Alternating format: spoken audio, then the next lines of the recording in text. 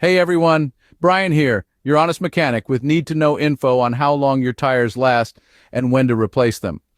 Tires are constantly working, yet often overlooked, but their condition massively impacts grip handling and most critically, your safety. So today, I'll go over how long car tires really last. Let's get started.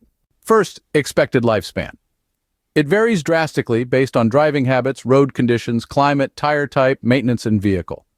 Generally, plan for passenger car tires to last 3 to 5 years, with mileage ranging from 30,000 to 60,000 miles. Performance tires wear faster, while routine maintenance can dramatically extend any tire's longevity.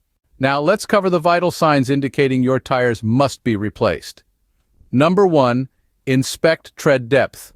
The classic penny test gives a quick check. Place a penny tread side down in your front groove. If Lincoln's head is visible at all, your tread is dangerously worn and provides inadequate wet winter traction.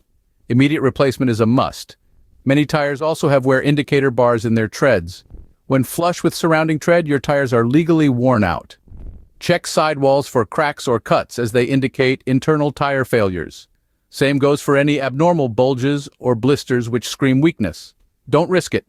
Replace such tires without hesitation. Pay attention to vibration issues, which often arise from out of balance or failing tires. Have them inspected ASAP if persisting.